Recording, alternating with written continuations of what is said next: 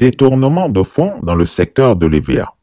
Vincent et Soloès pillent les milliards des paysans et la justice renonce à le poursuivre. Deuxième partie est fin.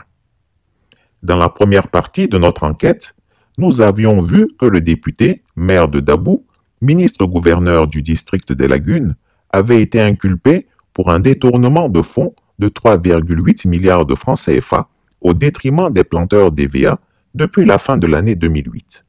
En 2014, le juge d'instruction en charge du 6e cabinet décide de prendre une ordonnance de non-lieu en faveur du présumé délinquant Vincent et Soloès. Vu cette décision incompréhensible du juge d'instruction de ne pas poursuivre Vincent Loès, le procureur décide alors de faire appel de cette décision et saisit la chambre d'accusation. Cette dernière constate de graves insuffisances dans l'information diligentée par le juge chargé du 6e cabinet d'instruction et ordonne par un arrêt numéro 172-2017 en date du 26 juillet 2017 un supplément d'information confié au même cabinet à l'effet de vérifier les comptes du fiche dans les banques BACI, Banque Atlantique Côte d'Ivoire, et BFA, Banque pour le financement de l'agriculture, et au besoin, entendre les gestionnaires des dits comptes pour la compréhension des différents mouvements y figurant. Ce supplément d'information viendra battre toutes les défenses construites par le gestionnaire indélicat pour échapper à la peine. Les affirmations de Vincent Loès ont toutes été démenties par les différentes banques où il prétendait avoir logé les fonds qu'on lui reprochait d'avoir dissipés. Il avait déclaré que pour obtenir le financement nécessaire à la réalisation de l'usine ITCA, il aurait constitué un dépôt à terme, DAT, c'est-à-dire un compte bloqué, d'un montant de 2 287 91 698 francs CFA auprès de la Banque Atlantique Côte d'Ivoire, BACI, DAT sur lequel il aurait consenti un nantissement au profit de la même banque et qu'en contrepartie de ce nantissement, la BACI aurait consenti un prêt au fiche d'un montant de 3,3 milliards de francs CFA qui aurait été utilisé de la manière suivante. 2 milliards de francs CFA pour la construction de l'usine et 1,3 milliard de francs CFA comme fonds de roulement de la société ITCA, que par ailleurs, il aurait constitué auprès de la Banque pour le financement de l'agriculture, BFA, un DAT de 984 127 973 francs CFA à un taux de 6% et qu'ainsi, selon lui, outre les intérêts de droit, la somme de 3 271 219 671 francs CFA serait disponible au profit des paysans. En résumé, il n'a rien détourné du tout et l'argent se trouve bel et bien dans les comptes de la société à la BACI et à la BFA. Le problème, c'est que la banque dit autre chose. Le gestionnaire du compte fiche de ITCA à la BACI a écrit au juge d'instruction qu'il avait saisi pour révéler que 1. La totalité des comptes DAT du fiche étaient tous clôturés depuis le 31 mars 2014, soit 3 ans avant la déclaration de M. Loès et Vincent devant l'officier de police judiciaire et la juridiction d'instruction, déclaration dans lesquelles il affirmait pourtant que les comptes existaient et contenaient l'argent des paysans. Deuxièmement, contrairement à ce que Vincent Loès, le PCADG, avait affirmé devant les policiers et le juge d'instruction, il n'y avait pas un, mais plutôt 10 DAT ouverts à la BACI qui, une fois arrivés à terme, ont tous été clôturés par lui. En mots simples, cela veut dire que lorsque les comptes bloqués sont arrivés à la fin de la période de blocage, Vincent et Soloès a récupéré tout l'argent et les intérêts avant de fermer les 10 comptes. En conclusion, il n'y a plus un seul franc du fiche ou de l'usine ITCA dans les livres de la BACI. À la Banque pour le financement de l'agriculture, BFA, c'est le même discours qui a été tenu au magistrat instructeur. Dans un courrier en date du 3 juin 2019, la BFA affirme que Loès et Vincent n'a jamais ouvert un compte bloqué de 984 127 973 francs CFA, mais plutôt un de 129 610 302 francs CFA seulement. La banque ajoute qu'à la fin de la période de blocage, le sieur Loès a ordonné que les fonds soient transférés dans un compte qui lui appartient et ouvert à la Société ivoirienne de banque CIB sous le numéro 90 299 572 040.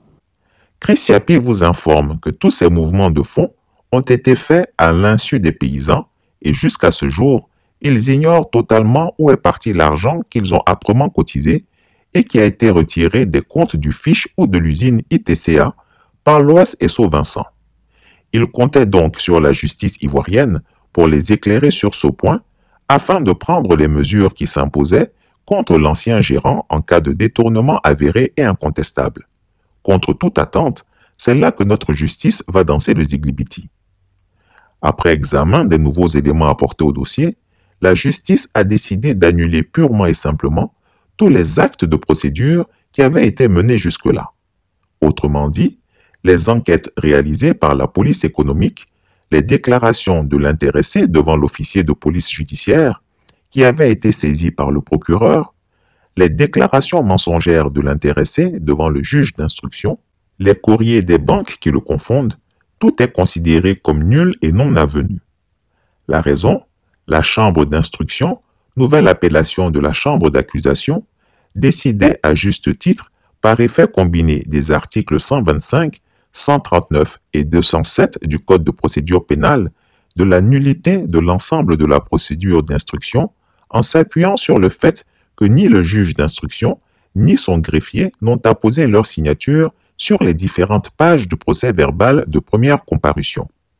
Ainsi donc, toute la procédure était à reprendre à zéro, juste parce qu'un juge d'instruction a sciemment omis de signer chaque page du procès verbal de la décision qu'il a rendue. Une véritable aubaine pour le délinquant, car du fait de cette « erreur », il est désormais hors d'atteinte de la justice pénale. En effet, Vincent et Loès étaient poursuivis pour l'infraction d'abus de biens sociaux, ce qui constitue un délit et non un crime. Or, au terme du Code de procédure pénale ivoirien, la prescription en matière délictuelle est de 3 ans. Et vu que la plainte a été introduite en 2009 et que les actes d'instruction n'ont véritablement commencé qu'à partir de 2014, le délai pour le juger était largement passé. En conséquence de quoi, M. Loès et Vincent, ministre-gouverneur, ne peut plus être poursuivi pour cette même infraction, les faits incriminés datant de plus de 3 ans. Il s'en sort impuni avec presque 4 milliards de francs CFA volés à de pauvres paysans indigents. Une main obscure s'est volontairement immiscée dans la procédure judiciaire afin de blanchir ce voleur de grand chemin. Nous n'avons pas besoin de chercher bien loin, il s'agit d'un retour d'ascenseur. Vincent et Loès se vantent en effet d'être l'ami personnel d'Alassane Ouattara, lui dont la sœur est membre de cette même cour constitutionnelle qui a validé la candidature d'Alassane Ouattara à un 3e mandat illégal et illégitime. Cette main noire a pu convaincre le juge d'instruction de prononcer un non-lieu malgré l'accumulation de preuves et en dépit des déclarations contradictoires du prévenu lui-même. Cette même main occulte est encore arrivée à obtenir l'annulation de l'ensemble de la procédure contre M. Loès, lui permettant ainsi d'empocher les 3,8 milliards de francs CFA des paysans sans jamais devoir leur rendre de compte. Le côté vicieux de son arnaque est à vomir, car il a joué sur les rancunes politiques du nouveau pouvoir vis-à-vis de l'ancien. Vincent et Loès, ministre-gouverneur du district des Lagunes et député-maire de Dabou, a volé ses planteurs d'EVA parce qu'il les connaît. Il sait qu'ils sont issus du sud du pays et à leur nom puisqu'ils sont listés dans la base de données qui les répertorie. Loès et Vincent savaient donc parfaitement qu'ils sortiraient impunis de ce scandale financier. Ils ne se seraient jamais hasardés à voler des fonds issus de l'anacarde ou du coton appartenant aux paysans du nord du pays.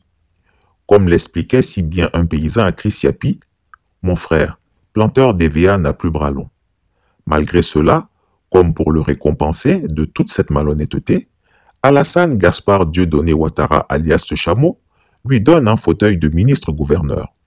Est-ce pour que Loès et Vincent puissent s'installer près de lui pour mieux piller en toute impunité les ressources des paysans, puisque désormais il est protégé par le parapluie que lui confère son titre de ministre.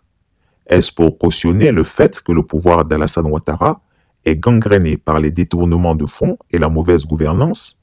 Ce qui est sûr, le dictateur des lagunes, encore une fois, protège un voleur. Le plus surprenant dans ce détournement de l'épargne des planteurs d'EVA, c'est que l'Ouest Esso Vincent est quelqu'un d'aisé financièrement, et ce, depuis très longtemps. Pourquoi alors s'en prendre à de pauvres paysans? C'est tout simplement inhumain quand on sait dans quelle précarité ils vivent. Justice pour les planteurs d'EVA.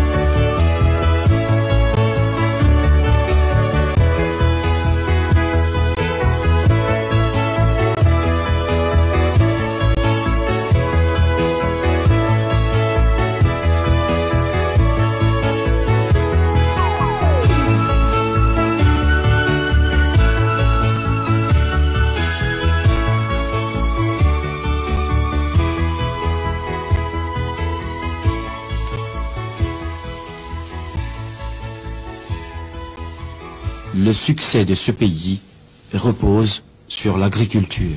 Chris Yapi ne ment pas. Retrouvez Chris Yapi sur ses deux chaînes YouTube, sa chaîne Dailymotion, Instagram et VK.